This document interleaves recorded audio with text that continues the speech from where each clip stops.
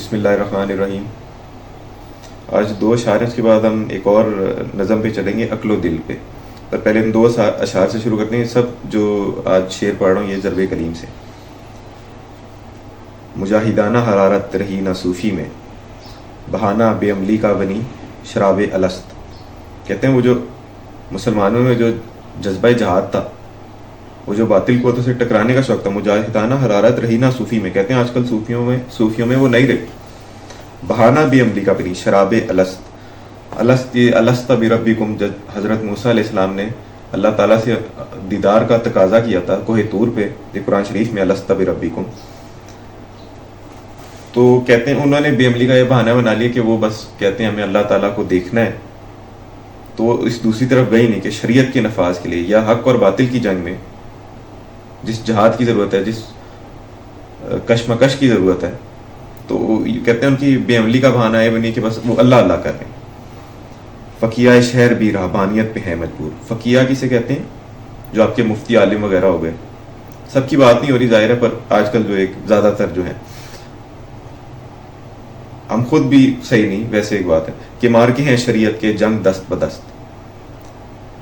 کہتے ہیں کہ مارکے ہیں شریعت کے جنگ دست بدست، یعنی شریعت کے جو مارکے ہیں جنگ دست بدست، یعنی ہاتھوں سے لڑنے والی بات ہے. یہ ہے شریعت کے مارکے. اب ہم اگلی نظم پہ آتے ہیں، عقل و دل. ہر خاکی و نوری پہ حکومت ہے خرد کی، باہر نہیں کچھ عقل خدا داد کی زد سے. کہتے ہیں ہر خاکی انسان کو کہتے ہیں نوری ویسے کسے کہتے ہیں؟ فرشتوں کو. ہر خاکی و نوری پہ حکومت ہے خرد کی. کہتے ہیں ان پہ حکومت کسی ہے؟ عقل کی ہے. زیادہ تر کی بات کریں، عقل کی حکومت ہے. باہر نہیں کچھ عقل خدا داد کی زد سے، یعنی کوئی بھی چیز عقل خدا زد کا مطلب ہوتا ہے نشانے سے. کہتے ہیں باہر نہیں کوئی بھی چیز جو اللہ تعالیٰ کی دی ہوئی عقل ہے، عقل خدا داد کی زد سے کوئی چیز اس سے باہر نہیں ہے.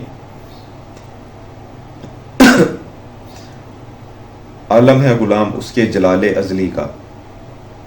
کہتے ہیں پورا عالم جو ہے عقل کے جو اس کے جلال کا نا، وہ غلام ہے. جس طرح ایٹم بم وغیرہ ہو گیا، عقل نہیں بنایا نا. عالم ہے غلام اس کے جلال ازلی کا.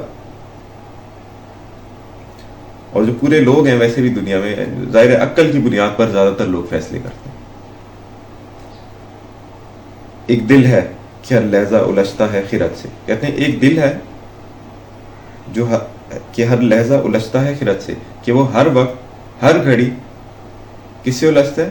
عقل سے الجھتا ہے. جس طرح حضرت ابراہیم علیہ السلام اپنے بیٹے کو لٹا دیتے ہیں. عقل تو نہیں کہتی نا بیٹے کو لٹاؤ، پر اللہ کی محبت یہ کہتی ہے کہ لٹا دو چھری کے آگے. اور کون کہتا ہے حضرت موسیٰ علیہ السلام کو کہ فرعون سے جا کے ٹکر لیں، اس کی آنکھوں میں آنکھیں ڈال کے بات کریں. تو یہ کیا چیز ہے؟ یہ وہ عقل، یہ وہ عشق ہی ہے ان کا اللہ سے. تو کہتے ہیں ایک دل ہے کہ ہر لہجہ الجھتا ہے. ورنہ عقل تو کیا کہتی ہے؟ عقل تو نفع نقصان دیکھتی ہے نا.